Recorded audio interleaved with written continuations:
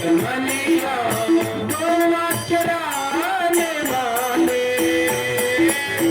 बंसी बजाने वाले मुरली सुनाने वाले बंसी बजाने वाले जरा धीरे से बजाना बंसी बजाने वाले बजाना बंसी बजाने वाले बंसी बजाने वाले मुरली सुनाने वाले मुरली बजाने वाले मुरली बजाने वाले मुकुट पीताम्बर शोभे मोर मुकुट पीताम्बर शोभे मोर मुकुट पीताम्बर शोभे मोर मुकुट पीताम्बर शोभे मोर मुकुट पीताम्बर शोभे मोर मुकुट पीताम्बर शोभे मोर मुकुट पीताम्बर शोभे गोकुल में रमने वाले बंसी बजाने वाले मुरली सुनाने वाले बंसी बजाने वाले जरा धीरे से बजाना बंसी बजाने वाले धीरे से बजाना बंसी बजाने वाले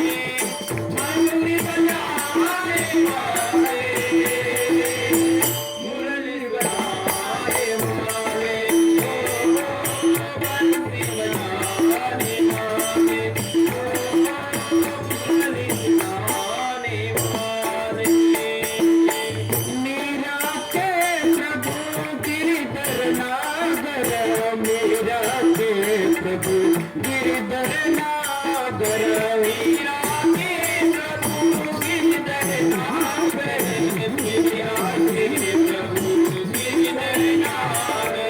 मीरा के प्रभु गिरधर नागर मीरा के प्रभु गिरधर नागर मीरा के प्रभु गिरधर नागर मीरा के प्रभु गिरधर नागर कालिया मंथन वाले मुरली सुनाने वाले बंसी बजाने वाले मुरली सुनाने वाले जरा धीरे से बजाना बंसी बजाने वाले धीरे से बजाना बंसी बजाने वाले बंसी बजाने वाले मुरली बजाने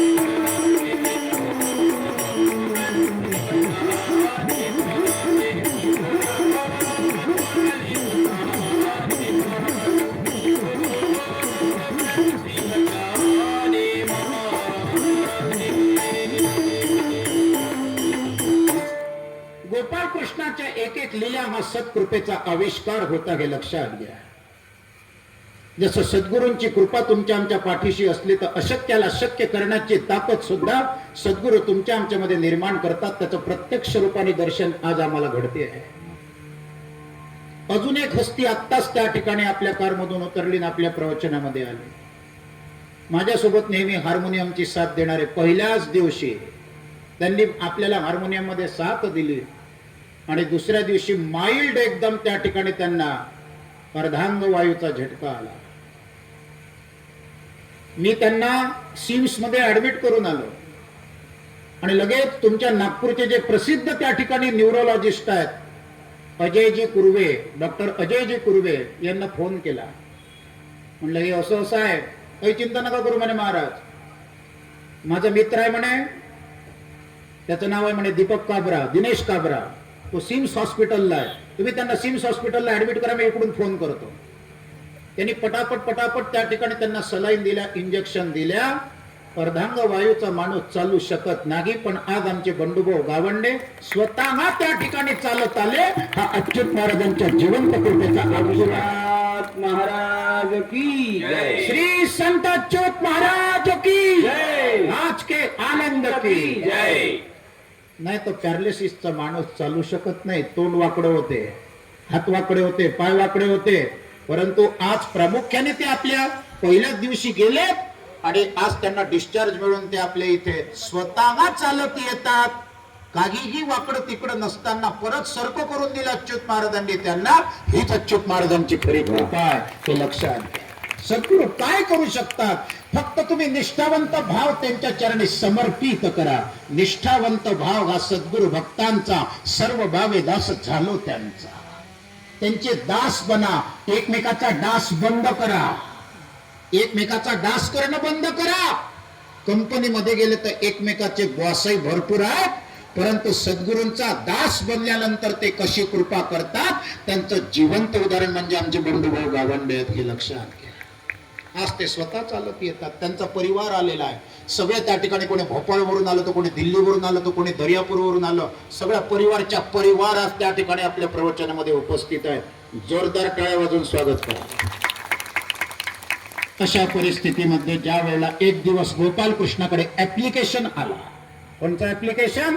सगळ्या गोपिकांनी आणि गवळणांनी एक ऍप्लिकेशन केलं. हे गोपालकृष्णा, अरे या नदीमध्ये, यमुना नदीमध्ये एक कालिया नावाचा विषारी सर्प आहे. तो दररोज त्या ठिकाणी त्याच्यामध्ये विष ओकतो. तो दररोज त्या ठिकाणी विष ओकतो आणि तेच पाणी आम्ही घरी वापरायला घेतो आणि तेच पाणी प्यायला घेतो. उद्या जर का आमच्या मुला मुलींना विष बाधा झाली तर who will be responsible for that? कोण त्याला जबाबदार आहे? हा ज्या वेळेला प्रश्न त्या ठिकाणी मांडला त्यावेळेला सहजच गोपालकृष्ण म्हणे, आता त्याचे त्या ठिकाणी नाडी तपासून येतो म्हणे. त्याची नाडी तपासायला कदंब वृक्षावर चढला, यमुना नदीच्या डोहामध्ये उडी मारली, डोहाच्या तळाशी गेला. कालिया सर्प त्या ठिकाणी बसला होता. 5 फड्याचा चांगला अस्सल विषारी सर्प होता. गोपालकृष्णाने त्याला सांगितलं की अरे, चांगल्या बराबोलीने सांगितलं, चांगल्या शब्दात की अरे, तू इथे विष ओकतो आणि हेच पाणी आमच्या गोपिका आणि गवळणी, माझ्या माता भगिनी तिथे वापरतात. उद्या जर का म्हणे तुझ्या या विष बाधा कोणा मुला मुलींना झाली तर त्याला कारणीभूत कोण राहील? तो म्हणे, मी नाही जाणार, टर्रेलगिरी करेल का बेटाचा. असे अनेक त्या ठिकाणी टर्रेलगिरी करणारे लोक गोपालकृष्णाने पार्लेजी बिस्कुट नरम करून टाकले होते त्यांचे. हा काय लावला त्याच्यासमोर? कालिया, ए कालिया, चल निघ म्हणे इथून, तुझं त्या ठिकाणी इथं वास्तव्य नाही, अस्तित्व नाही, मोठ्या समुद्रामध्ये निघून चालला जा म्हणे तिकडे. म्हणे मी जाणार नाही. म्हणे जाणार नाही? काय करून घेशील म्हणे तो? गोपालकृष्ण, अरे बाप रे, साक्षात भगवंताला ललकारलं. मग तो गोपालकृष्ण, राम तरी त्या ठिकाणी समजावून सांगन, यांनी समजावून सांगितलं पण यांनी ऐकलं नाही. आणि म्हणून गोपालकृष्णाने ज्या ज्या कडावर पडन असा भत्कारून काढला त्याला, त्या कालिया नागाला, कुस्तीच खेळला त्याच्याशी. साक्षात महाविष्णूचा अवतार होता, तो काही करू शकत होता. असा बत्कारून काढला, त्याचे फणे धरू धरू आपटला, धरू धरू आपटला त्याला. फक्त मरायचाच बाकी राहिला. ए गोपालकृष्ण, मारू नको. मग जातो का नाही जात म्हणे आमच्या एरियातून? परत जर म्हणे का त्या ठिकाणी आकांक्षा सोसायटीमध्ये दिसला म्हणे, लक्षात ठेव, जसा 10 फुटाचा अजगर तुमच्या इथे आता 15 दिवसापूर्वी पकडला, तो कालिया नागत असेल कदाचित. आम्हाला त्यांनी व्हिडिओ दाखवला आमच्या प्रणयजीने. इथं 10 फुटाचा अजगर निघाला होता, मोठ्याच्या मोठा. कोबरा होता, कोबरा साधारण नव्हता, अत्यंत विषारी सर्प होता. भिंतीजवळच निघाला तुमच्या जिथे आपण प्रवचन करतो त्याच्या बाजूला. असं गोपालकृष्णाची आज्ञा प्रमाण मानून कालिया म्हणे, मी जातो म्हणे आता इथून. म्हणे नक्की? म्हणे नक्की. म्हणे प्रॉमिस? म्हणे प्रॉमिस, मी आता इथे राहणार नाही म्हणे. कालियाने प्रॉमिस दिलं. गोपालकृष्ण म्हणे, मी आलो माझ्या पायांनी, मी आलो माझ्या पायांनी, आता मला वर सोडून दे म्हणे. चाल, ठीक आहे म्हणे. त्यांनी आपले 5 फणे फुलावले. गोपालकृष्ण त्याच्यावर पायामध्ये आडी देऊन उभा राहिला आणि बासरी वाजवत वाजवत त्या ठिकाणी कालिया मर्दन करून कालियाच्या डोक्यावर जसा त्या ठिकाणी त्यांनी पाय ठेवला, त्याचाही अहंकार मट्टी फलित झाला. साक्षात भगवंताचे पाय लागले त्याच्या डोक्याला. चरणस्पर्श झालेत ना, पाय नाही म्हणत त्याला, चरणस्पर्श म्हणतात शुद्ध शब्द. चरणस्पर्श झाल्याबरोबर त्याचाही अहंकार शांत झाला, त्याचंही वर्णन केलेलं आहे. कालिया तो विषजल करी श्रीहरी तप्त झाला, त्याच्या गर्वा जिरवणी द्वीपा हा कली दुर्जनाला. याज्ञिकांना विनंती करून अन्न द्यावे भुकेसी, त्यांच्या पत्न्यात प्रभू तरवितो भक्तीने पुण्यराशी. त्या गावामध्ये काही गोपिका, आता पहा प्रत्येक भागवतकार अलग अलग रीतीने या कथेला सांगतात, या प्रसंगाला. तर याच्याचं अध्यात्म त्या ठिकाणी काय आहे नेमकं ते तुम्हाला उलगडून दाखवतो. काही काही गोपी निर्वस्त्र होऊन त्या यमुना नदीमध्ये आंघोळ करत होते. आता सांगणारे पा कसे सांगतात, निर्वस्त्र होऊन आपले कपडे तिथं काठावर काढून ठेवत होते, मग आंघोळ करत होत्या. नंतर गोपाल कृष्ण चुपचाप येत होता, त्यांचे कपडे चोरत होता आणि त्या कदंब वृक्षाच्या फांदीवर जाऊन बसत होत्या. मग या तशाच त्या ठिकाणी नग्न स्वरूपामध्ये बाहेर येत होत्या आणि त्या गोपाल कृष्णाला हात वर करत होत्या. हात वर करणे म्हणजे शरण येणे, आणि आमचे कपडे दे.